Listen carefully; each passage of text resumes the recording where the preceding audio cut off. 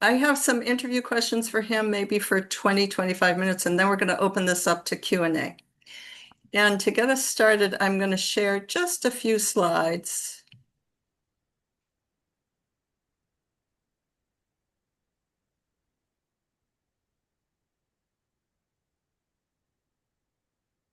Cole, you're just seeing that one slide, not the preview, right? Yeah, I just see the one slide right Yeah, now. good.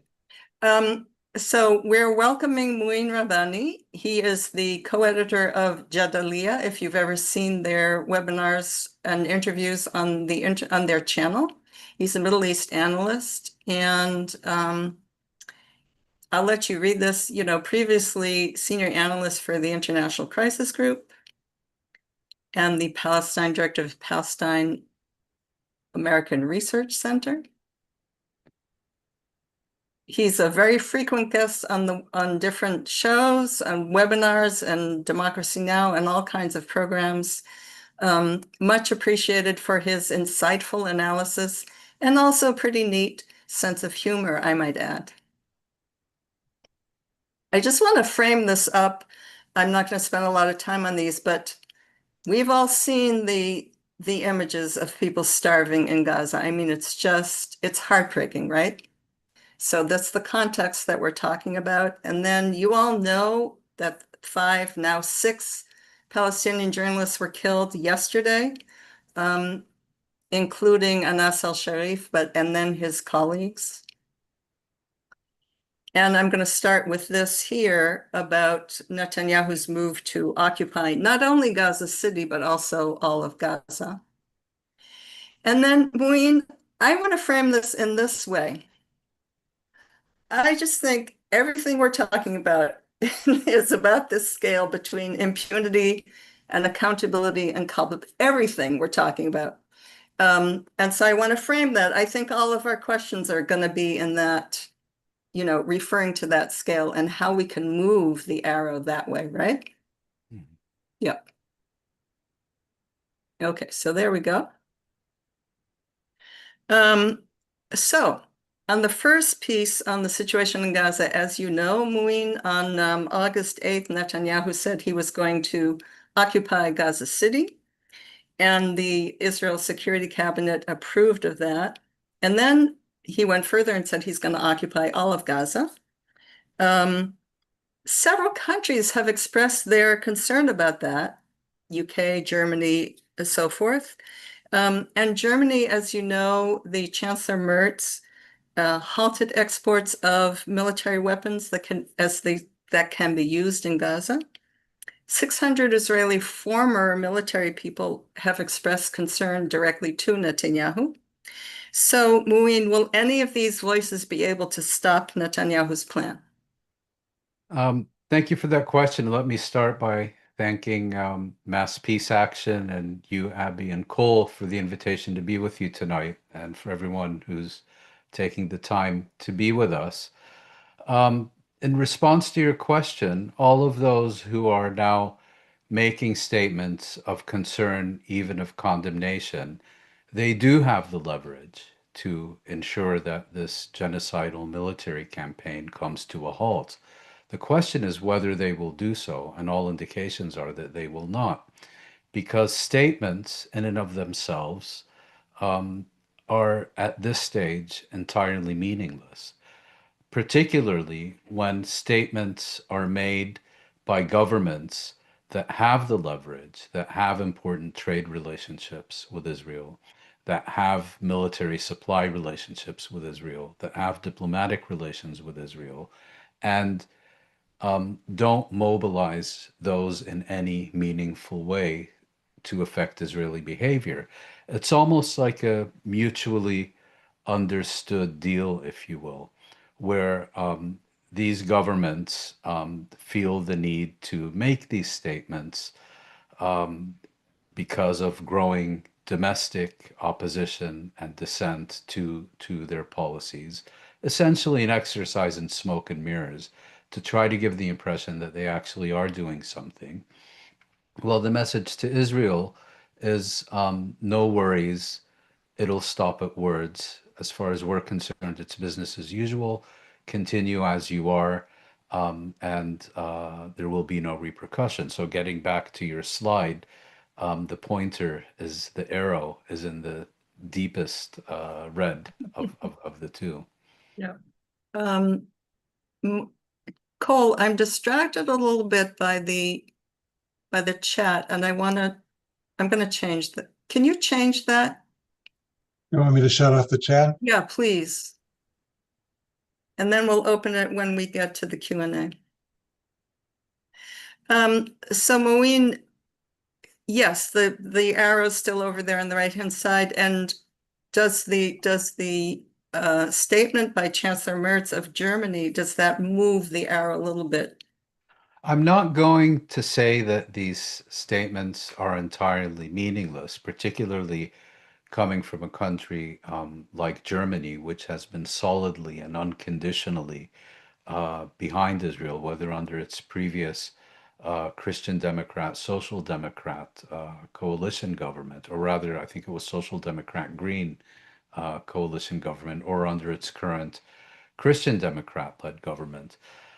So it's not meaningless, but it is symbolic because, how do you distinguish, for example, between weapons that can be used in the Gaza Strip and weapons that can't be used in the Gaza Strip? At the end of the day, you're still supplying weapons to a genocidal apartheid regime. And so the real criteria shouldn't be whether you're supplying or selling these or that weapons, but whether you're supplying any weapons at all Yes. or not. And that's clearly not happening.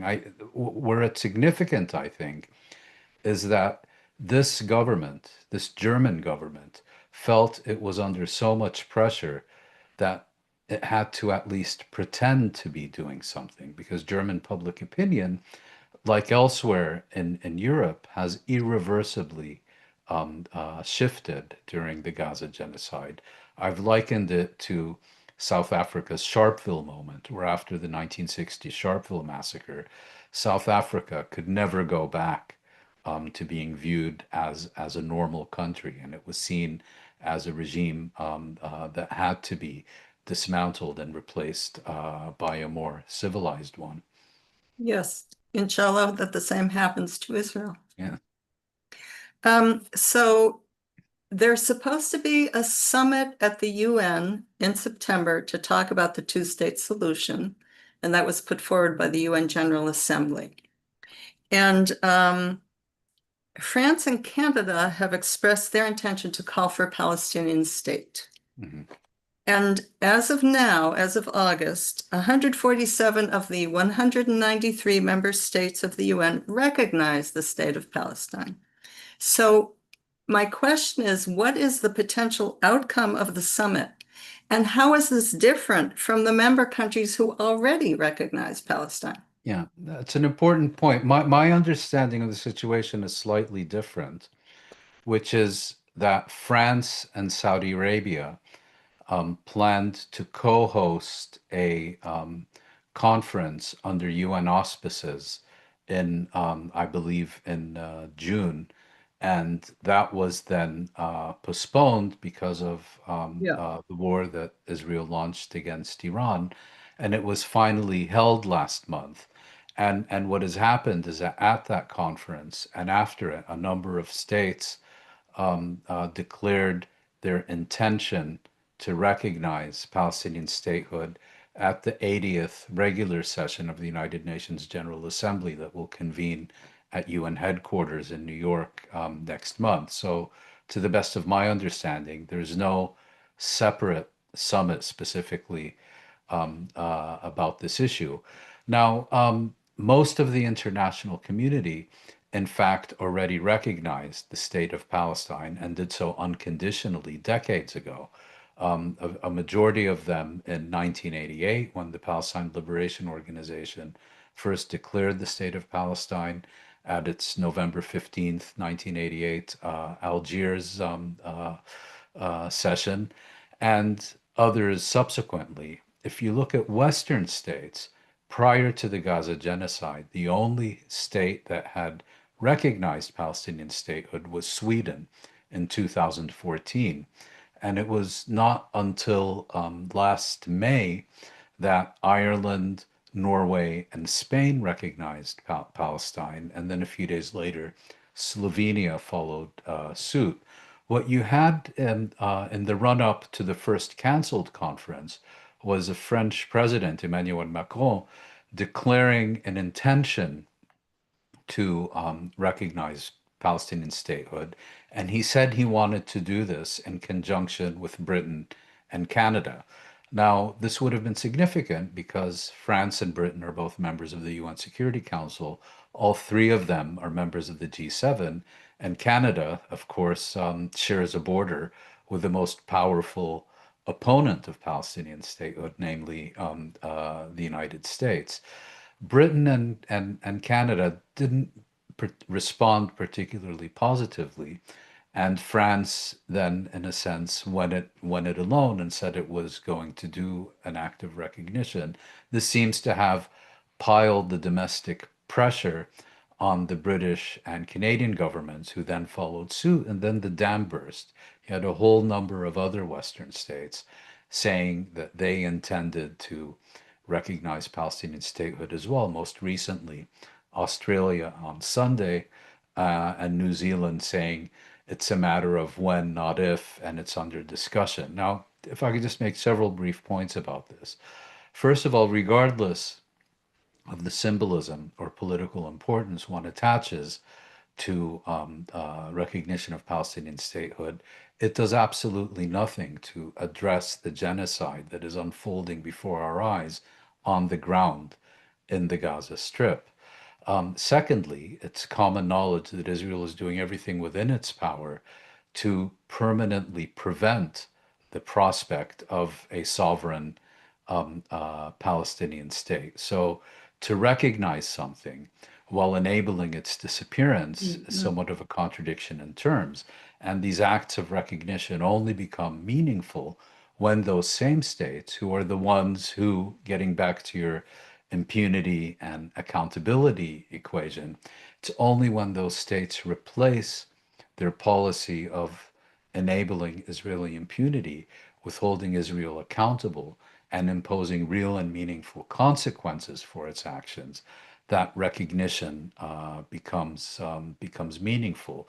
Aside from that, many of these governments have attached a number of conditions and so on, which I find a bit strange because, you either recognize a state or you don't. And to say, well, first you have to jump through this whole series of hoops, each smaller than the one before it, or else the deal is off, is not exactly the attitude one takes towards a people who have an inalienable right to self-determination and whose statehood you're claiming to support.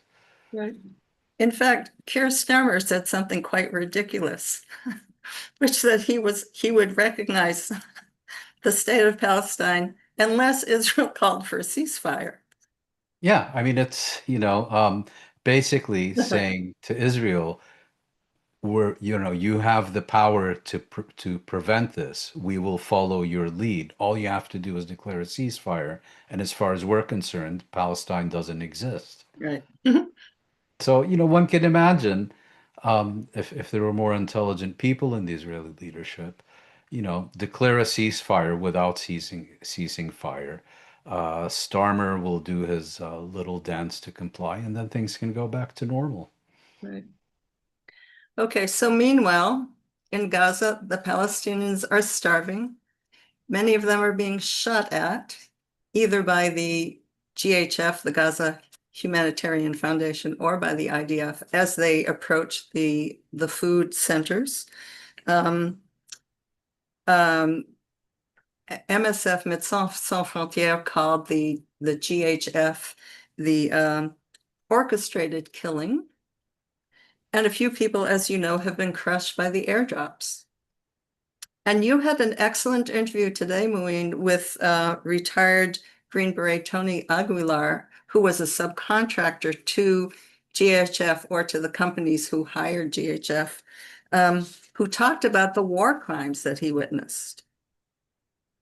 What I found heartbreaking, Mouin, among other things, was this comment about they're not distributing water, and water costs costs too much. So one truck of water equals 3 trucks of food, so it's more profitable. Can you speak about the profitability of this Gaza Humanitarian Foundation?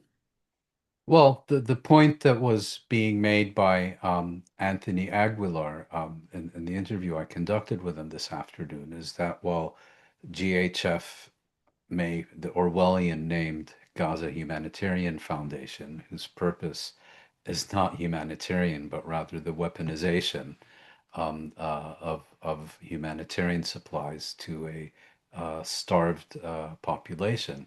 The point he was making was that while GHF may be formally registered as a nonprofit, the companies that it has hired to conduct its activities are commercial companies, and they're in it to make a buck. And he gave an example of, water is significantly heavier than food. So if you were by weight, one truck, the water you fit into one truck, if you were to replace that with food, you could fill 3 trucks and make a lot more money. And he was quite clear that, as far as he's concerned, these companies were basing decisions on considerations of profitability. And this, of course, is the exact opposite of how humanitarian assistance should work. I mean, he gave many other examples, the most compelling of which, of course, is that prior to this whole GHF obscenity, the United Nations had at least 400 distribution points located throughout the Gaza Strip, from the far north to the far south. These have all been either closed or destroyed by the Israeli military. And the GHF project maintains just 4 distribution facilities that typically open, for only a few minutes a day, and not all of which operate on a daily basis. So it's quite clear an exercise in weaponization of food in order to demographically engineer the Gaza Strip, because there's also 0 facilities in the northern half of the Gaza Strip. Right. And I think he said that the food is gone within 8 minutes, distributed. Well, it's not distributed. The Oh, way he described it, these trucks come to these distribution sites. They basically dump their contents on the ground, and then at a certain point, the Israelis will give permission right. to the starving crowds of thousands of Palestinians to approach the distribution sites, and typically within 8 minutes, all of it is gone. And of course, those who can run fastest, the strongest, are the ones who are able to take these packages.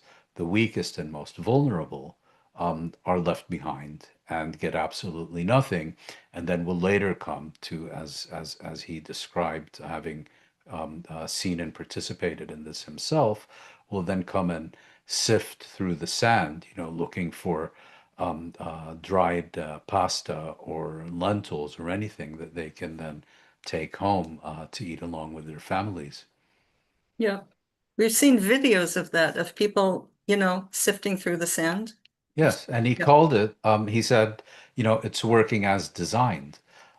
This Mhm. is designed as an act of humiliation against those who are in desperate need of assistance. And he also made clear, the GHF is basically a cutout for the Israeli army. And he gave numerous examples how basically they take their orders from the Israeli army. The Israeli army directs and controls their activity from A to Z. So this is not kind of an agency that has been authorized to work in the Gaza Strip by the Israelis according to its own principles or any principles. They're effectively a subunit of the Israeli military, is how he put it. Right. You also asked him whether other whistleblowers or people who had been there are going to go public. And he actually said yes, that some of them have given interviews. I mean, and so as we think about the dial moving, what is your sense of when is there going to be a tipping point, Mouin? Well, I think in one sense there already has been a tipping point. If you look at public opinion in Europe, as we were discussing earlier, I think it has already irreversibly changed. You look at public opinion where it arguably matters even more in the United States. Clearly, among younger generations, it has irrevocably changed. I would say among Democrats more generally, there's been a very significant shift. There has been a growing proportion of the US Jewish community which is either indifferent to Israel or is openly opposed either to particular Israeli policies or even, to the state itself. And even among the evangelical community, particularly among the younger generations, you're beginning to see changes as well. The problem is that, if you go back to Iraq or Vietnam or other key moments, public opinion is typically slow to be reflected in political decision making. Even more so now, where I would argue the U.S. political system has basically been transformed into a plutocracy with voting rights. And so it will be even slower.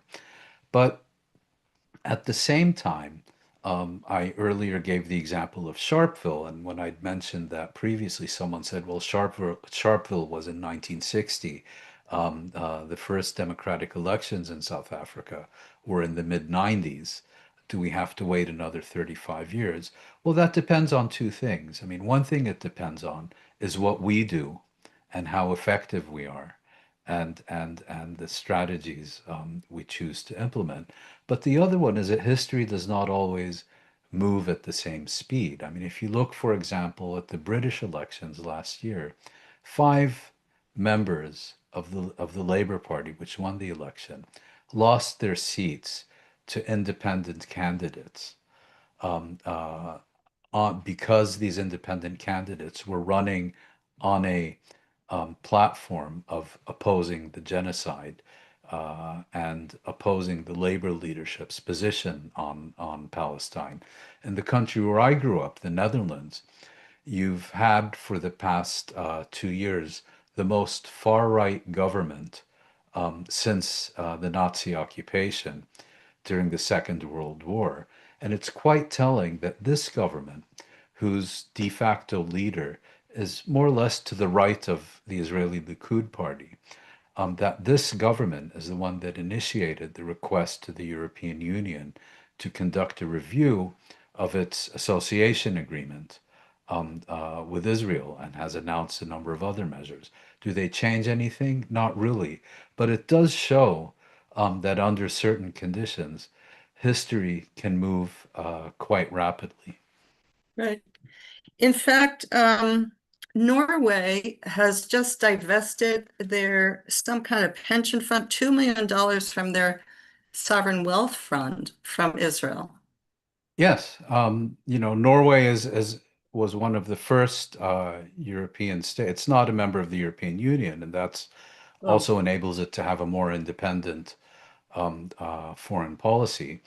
But Norway, which last year, along with Ireland and Spain, recognized Palestinian statehood, and a country with very active and powerful trade unions, which is, as people may know, an oil state and has one, I believe, the world's wealthiest sovereign wealth funds in which oil revenues are deposited and then invested worldwide, and has a absolutely massive pension fund, has now taken the decision to divest from any companies I can't quite remember if it's to divest from all Israeli companies or from companies worldwide that do business in the occupied territories. I'm a little unclear on the specifics. Yeah, I didn't see that piece. I mean, I didn't see that detail. Okay, so can we talk about the international institutions? Most of us have lost any faith in the power of the international institutions like the International Criminal Court, the International Court of Justice to affect change or to, I mean, they don't have the power of enforcement. So, you know, when the ICJ ruled that Israel had to prevent plausible genocide, well, that didn't happen. And when they issued arrest warrants for, let's say, Netanyahu and Ben-Gvir, that didn't happen. And that didn't happen. They had free ride in some countries or free ride over the airspace. So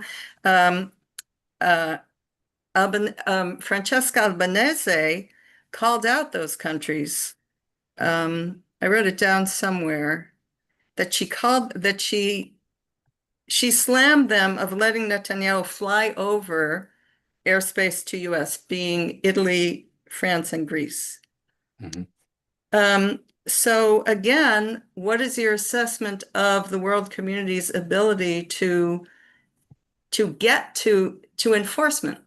Well, it's a key question, and just to clarify, these international legal institutions do have power of enforcement. It's just that the enforcement is not conducted by themselves. So if you take the example of the International Court of Justice, the enforcement mechanism would be a resolution by the United Nations Security Council. And that hasn't happened because the US systematically vetoes any draft that comes before it that is critical of Israel or that requires Israeli compliance with its obligations under international law. In the case of the International Criminal Court, all states that are members of that court are under a positive obligation to enforce its rulings. And here, the example you just gave is that Greece, Italy, and France have effectively repudiated the Rome Statute, to which they're a signatory, Hungary formally withdrew from the ICC out of solidarity with Israel. These three states have effectively left the court because they are not prepared to fulfill their obligations. And given that national governments play a key role in enforcing the rulings of these international legal institutions, this is another avenue where I think mobilized publics can exert pressure on their rulers to fulfill their obligations. And another aspect of this, I recently conducted an interview with Mark Taylor, who's a specialist in the economic aspects of warfare. He said, another interesting aspect is that a growing number of states recognize the principle of universal jurisdiction, which means that they can try cases in their national courts, even for crimes that are not committed within their territory or against their own citizens. And those kinds of cases, should they be prosecuted, are much less susceptible to the kind of bullying and blackmail and sabotage that are practiced most notably by the United States and Israel against the International Court and its staff. But more broadly, I fully agree with you that the concept of international justice lies buried under the rubble of the Gaza Strip. The credibility of these institutions lies buried under the rubble of the Gaza Strip. And we essentially have a choice. We can either say, okay, let's just recognize that we now live under the law of the jungle, or we can invest our efforts to ensure that international justice is no longer, justice for thee, but not for me. Yes, beautifully put. So you were talking about exerting pressure, and folks, we have an action for you to take to exert pressure on the media. because, I mean, we could spend hours talking about the role of the media in, not preventing the genocide. But here's an action that we can take. So I'm going to copy it and put it in the chat. And then I'm going to explain what you need to do. So we need to send letters to the editors of several newspapers, New York Times, Washington Post, Politico, Axios, and so forth, demanding media coverage of the starvation of Gaza. So actually, Cole, maybe I can go to that, share that page here to show you what it looks like.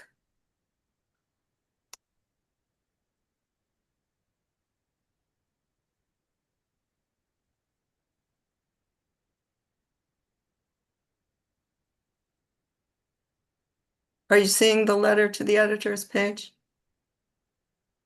Yes. Yeah. So what you need to do is there's a letter. And if you click here, the letter is on the right-hand side, and you can get that template right here. You click on the template, you copy and paste into your email program.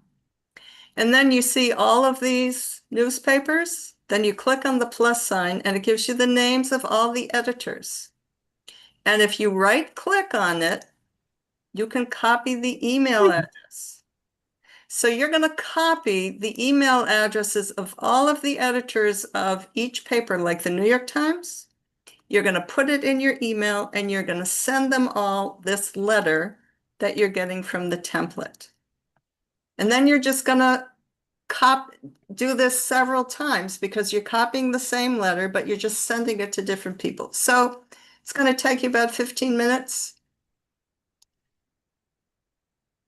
But this is what we need to do to exert pressure, as Mouin was saying. I just want to see, can you all type in the chat if you will take that action? Can we get a commitment here? Oh, they can't see it, Cole. How do we do that? Shall I re-enable the chat? Yeah.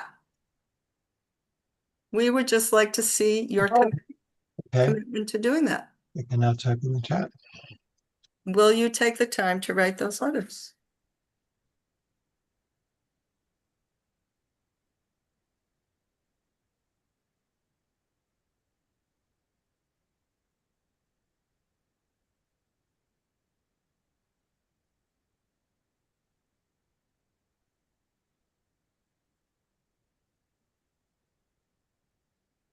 Very good.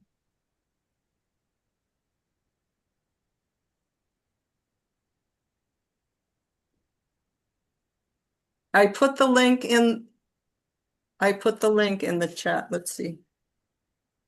No? I just put the link in the chat. I'm going to put it there again. Super. Thank you all for doing that. So I'd like to open this up for you all to ask Mouin your questions. So let's get a Q&A going. If you could type your question into the chat. Is Julie here? Cole, is Julie here? Julie doesn't seem to be here now. Okay. Oh, Mary Ellen, are you willing to help us with this? Sure. Yeah. What we're going to do, Mary Ellen, you and I are going to... We're going to rotate, Mary Ellen, as people type in their... Mary Ellen, Mouin, this is Mary Ellen. Hi. Hi. Superb activist in Mass Peace Action. As people type in their questions, Mary Ellen, we can rotate asking, do you have any question for Mouin as we're waiting? Me, myself. Well, I will ask, so today I was in a meeting with staff members of Jake Auchincloss, who he's my representative. We were all constituents, and he is one of the most intractable members of Congress on this issue. And what can I say? It seems as though there is a contingent of members of Congress who are just immovable on this.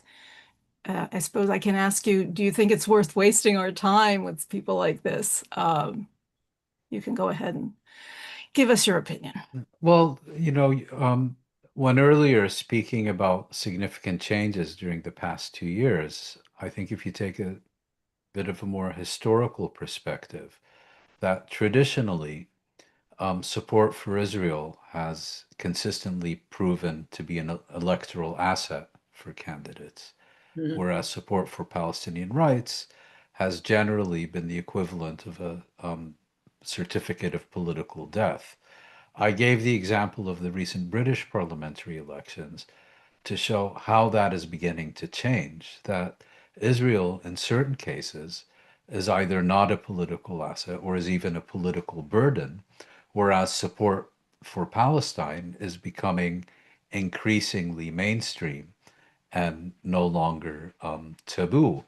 And I tend to look at politicians not as people with principles or convictions or ideologues, but above all, opportunists who are in it for reasons that have to do with their career. Now, that assumption is obviously not always correct, but as a general rule, I think particularly in a political system like the United States, it's as a general rule, I think it's accurate. And I suspect that these types of politicians, once they begin to get a very clear sense of which way the wind is blowing, they will adjust accordingly in order to literally save their seats. And if they don't, there's always other candidates waiting in the wings to challenge them. Indeed, that is the challenge, and a very promising one. Yeah. So on that score, Mouin, as you know, Senator Bernie Sanders introduced the JRD's Joint Resolution of Disapproval. He's done this twice in Congress. And in the most recent time, the number of Democrats increased. The ones who supported it was 27, I think. So, I mean, there seems to have been some movement on that. What do you think about that? Well, I know that this has to do with severing the supply of offensive weapons to Israel. Is that right? Yes, that's right. I know there's been significant criticism of that initiative because the distinction between offensive and defensive weapons is not a very real one, particularly because defensive weapons like anti-missile and anti-aircraft defenses allow a state to feel secure in launching a genocidal military campaign.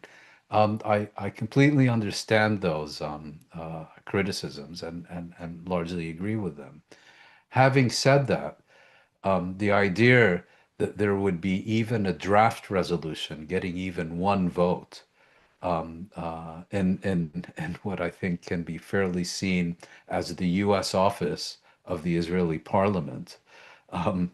And, I never thought I'd see something like that in my lifetime. And now you're getting multiple such resolutions, already getting several dozen votes.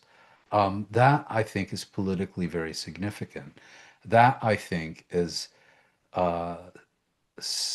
scaring the daylights out of Israel. And it explains why you've had such an intense campaign of delegitimization and of outright repression in the United States, because I think Israel and its apologists recognize that they have lost the battle for public opinion. And when you can no longer win a debate, your next best option is to ensure that there is no debate. Mm-hmm. Thank you. Mary Ellen, do you have one? I'm seeing, let's see, from Gina San, the ICJ ruled that Israel must end their occupation of OPT, much like they ruled on the illegality of the wall by this fall. By this fall, the timing that coincides with the UN General Assembly's 80th session. What do you think might happen? My understanding is that the ICJ advisory opinion essentially ruled that Israel's occupation of the West Bank, including East Jerusalem and the Gaza Strip, is illegal and illegitimate, and must be ended as rapidly as possible without specifying what it meant by as rapidly as possible. And so that is, theoretically open to some interpretation. But just as importantly, it called upon all UN member states who are bound by advisory opinions that were requested by the UN General Assembly. And it's called an advisory opinion, but to treat it as just an opinion or something that doesn't oblige anyone to do anything is a bit of a stretch. Anyway, it called upon all member states not to engage in any activity that could be contributing to the perpetuation of this illegal occupation. And so the two are intimately connected. As long as states refuse to fulfill their obligations of not contributing to the occupation, as rapidly as possible is going to keep getting pushed further and further forward. I don't know how far down this road we want to go, but Jane is asking, hasn't the ship sailed on a two-state solution? Would a confederation be better? Well, I think that's an entirely fair observation, and I think many people share that view. I would just like to make clear that the traditional approach to this question of basically saying a two-state settlement is no longer possible because once you reach the point of X number of settlements and Y number of settlers in territory Z, that occupation can no longer be reversed. I've never bought into that because ultimately this is a question of political will rather than of mathematic formulas. And so at least theoretically, as long as a political will exists, the possibility exists.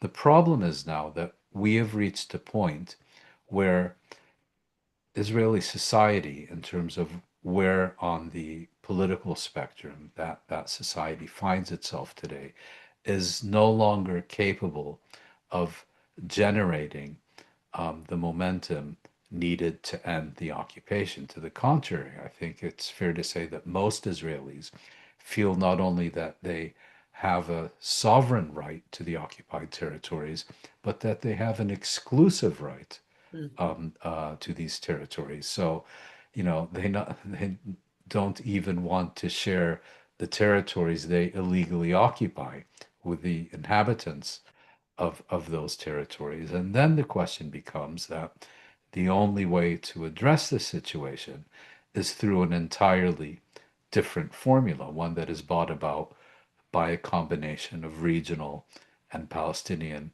and international pressure. And I do tend to believe that the ship, and I've previously been a supporter of a two-state settlement, and I've written in support of it using some of the arguments I just outlined.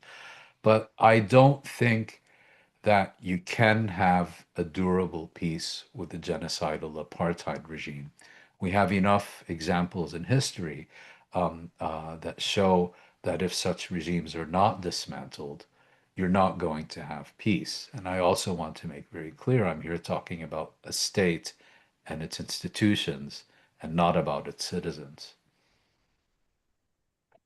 Sorry, what is that distinction that you're talking about the state and not about the In other citizen? words, I'm making the case that there can be no durable Oh, peace in the Middle East unless the state and the key institutions that underpin it are dismantled. That's something very different from saying that the citizens of the state don't have any rights. All right. Thank you. Mary Ellen? Let's see. I see Gerald Belsky asks, what do you think of bringing a Uniting for Peace resolution at the UN to get the General Assembly to take action to stop the genocide? I think that would be primarily symbolic. I'm not a specialist in UN procedures, but the idea that you can somehow get states to do something collectively that they're refusing to do individually and bilaterally, I don't find quite convincing. In other words, I don't think any of the states that are committed to Israeli impunity and that are currently enabling genocide and occupation and apartheid are going to change their policy just because they're outvoted by a majority in the UN General Assembly. I don't see that happening. Ultimately, I think their policies need to be addressed head on. Um, yeah, Jeffrey, I think Maureen just answered that question in terms of whether Israel and Palestine are going to unite into a new country. I think he just addressed that. So if you don't mind, I'm going to skip that one. Maybe you have another question. But I want to know if the name Terra Nova will be perfect, especially when they finally unify peacefully in the future. Okay, thank you. That's what I want to know. Thank you. Yeah. Do you want to respond? I think its name will need to be decided by its citizens in some kind of constitutional assembly or so on. You and I may come up with much better names, but it's not up to us. Yeah. Yaakov is asking, what do you make of the Arab League's recent statements on what Hamas should do and the response? Well, I think the Arab League has consigned itself to total irrelevance to an extent that I'm not even aware of this statement. So I unfortunately can't respond. Mhm. Does Mariana, does Tina have a question there? Tina, let's see. Not a question, actually. Yeah, Tina actually points out that none of these legal institutions have an enforcement capability, which is the crux of the problem. And then her recommendation is to kick the US and Israel out of the UN. Well, I can see, South Africa's membership in the United Nations General Assembly was suspended, I believe, in 1974. The former state of Rhodesia was, if I'm not mistaken, also expelled entirely from the United Nations. This idea that somehow states have not been dismantled in the past. I think Rhodesia is a perfect example. Today's Zimbabwe. And if you look at the series of Security Council resolutions that were passed at the time, and interestingly, the main opponent was not Britain or the United States, but France. The kinds of sanctions that were placed on there to the point of banning tourism to that country, not recognizing its passports, severing all trade relations with it. If I'm not mistaken, much more severe sanctions than those that were imposed even on the white minority regime in South Africa. So you've mentioned a few options of actions that the UN countries could take, applying sanctions, kicking Israel out of the UN. Of all of those countries who, like the 137 or so, who are ready and willing to recognize the state of Palestine, how many of them do you think would be willing to do either of those actions? Well, I believe the number of current states that recognize Palestine is 147. Huh. And a number of those either don't have diplomatic relations with Israel or don't have trade relations with Israel, and in some cases have even severed relations with Israel during the past 2 years. Look, I think it's all well and good to lay out general objectives that hopefully every state will implement. But I also think that priorities need to reflect local realities. So if you look at a country like the United States, for example, yes, it is Israel's chief strategic sponsor, its main arms supplier. It's the government that casts serial vetoes in the United Nations Security Council on behalf of Israel. But at the same time, one of the reasons that it does so is because it has been so effective at crushing dissent against its Middle East policy, at preventing debate and open discussion about its policies towards Israel and the Palestinians. And in my humble opinion, one of the priorities for activists in the United States, yes, of course, all these other issues that we have been discussing are a priority, and I'm not in any way suggesting you should stop mobilizing against arms sales or the genocide or something, but it seems to me that, especially now that a taboo appears to have been broken among large swaths of public opinion, focusing on the ability to have open debate and discussion about these issues at universities, in the media, in public, I think over the longer term, that will have also a profound effect on these broader political issues that we're discussing. That's a great point. Mary Ellen? Let's see. Okay, I'm seeing Jeffrey actually asks a second question. Would a UN armed forces help the situation in Gaza? If you want a better Interestingly, explanation, I'll be happy to provide it. This is yeah, please go ahead. interestingly, there was in fact a United Nations armed force in the Gaza Strip between 1956 and 1967. And since 1978, there's been a UN armed force in Lebanon. And of course, I believe the first UN deployment of soldiers was in the aftermath of the 1948 Palestine War. Under current circumstances, I think there are all kinds of reasons to advocate for such an armed force, but it also has to be promoted in the knowledge that it will never get off the ground because it cannot happen really without a Security Council endorsement. And that's simply not going to materialize because of the United States veto. The only conceivable circumstances under which it could happen is if Israel were, for whatever reason, to approve it. And only then, I think, would the US be willing not to cast a veto. Because I think, as Trump has said on repeated occasions, he'll defer to Israel. It will be up to Israel to decide what it wants to do next. And this reflects, I think, the broader US Middle East policy. The US has what it considers national security interests, strategic economic interests, whether you're talking about Iran or the Gulf or Egypt, now even Syria.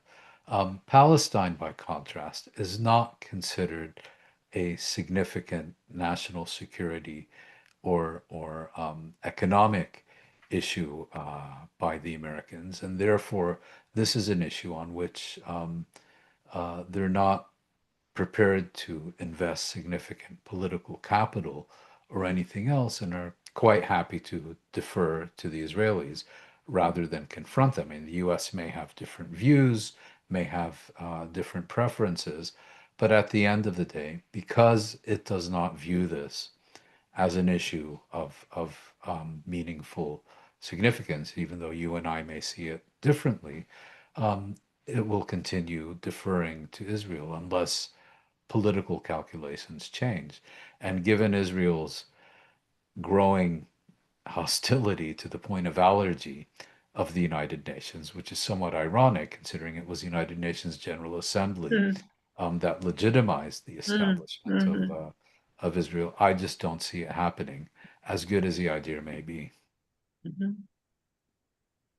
So, Siham is asking, what could the Arab countries do that is meaningful and helpful to stop the genocide, like Egypt, which has a border with Gaza, which they're not willing to open, and it's Israel Yeah. that's preventing the food getting in. Go ahead. Oh, they could do all kinds of things, and I also believe they could do effectively. First, of course, in relation to their bilateral relations with Israel, a number of Arab states, and particularly Israel's key neighbors, I'm here thinking of Jordan and Egypt, they not only have diplomatic relations with Israel, they also have trade relations. Egypt just signed a $35 billion contract with Israel to import natural gas. They have peace treaties with Israel. So all these things could be put on the line, even in an escalating fashion. Think of the United Arab Emirates and the importance that has for Israel. So on the one hand, there are their bilateral relations with Israel. I just want to make one point regarding Egypt's border with the Gaza Strip.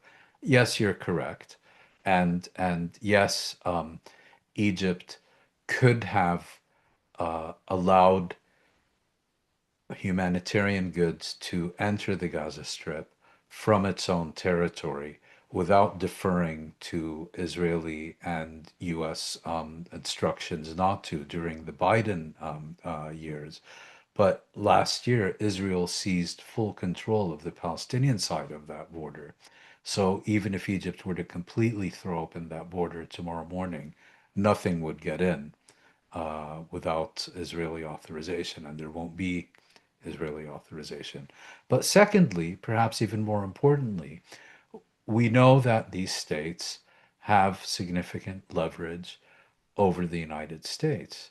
Trump is seen as someone who has essentially put U.S. foreign policy up for auction to the highest bidder. And we saw that when Trump had his victory tour in the Gulf states earlier this year, they did all raise one issue with him that they considered important, namely the lifting of U.S. sanctions on Syria, and he complied. If they have pledged to invest hundreds of billions, I think in excess of $1 trillion into the U.S. economy. I doubt much of that is ever going to materialize. But just as you pledged it, you could pledge not to invest a single penny, unless. So people, when they were criticizing Biden's total commitment to Israel during 2023, 2024, they were often unfavorably contrasting him with President Reagan during the 1982 invasion of Lebanon and the siege of Beirut, and were recalling this well-known incident where Reagan called the Israeli prime minister at the time, Menachem Begin, and basically accused him of unleashing a Holocaust in Beirut and ordering him to stop. And the next day, the bombing stopped. And the explanation that's usually given is that Reagan had been severely affected by pictures he saw of burnt Palestinian and Lebanese children. Well, he may have seen those pictures and they may have affected him, but that's not why he called.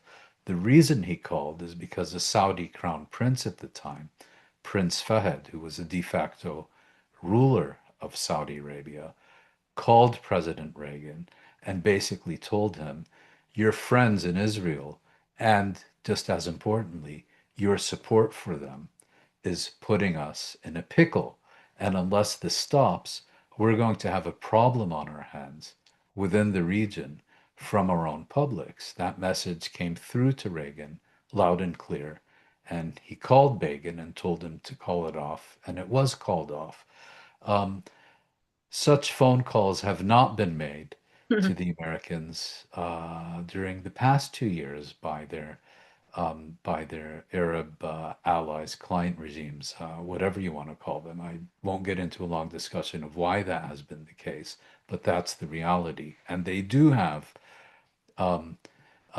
enormous capacities to do things, but they have chosen to do absolutely nothing. Well, with one exception. I mean, the Arab governments seem to have taken the position that they have no issue with Israel slaughtering Palestinians within their own homeland, but they will absolutely not countenance this intention to expel the Palestinians of the Gaza Strip to the Arab world because they believe rightfully that this will form a direct threat to their national security, to their domestic stability, and to their regime legitimacy. Mm, mm. Mary Ellen, maybe just one or two more. Do you want to read Gerald's? The one about the Knesset? Yeah. Yeah, so Mouin, what do you think of the opposition emerging inside Israel against the genocide? Ehrenberg, the former speaker of the Knesset, has called for Jews to revolt, joining a lawsuit at the ICJ with 1 million Jews to renounce the idea of genocide being carried out in the name of Judaism. Yeah, well, what's interesting about that appeal by the former Speaker of the Israeli Parliament, who, by the way, I wouldn't really describe as an Israeli opposition figure. He has, I believe he lives abroad. I think he has renounced Zionism, and so he doesn't really fit into the current Israeli political arena.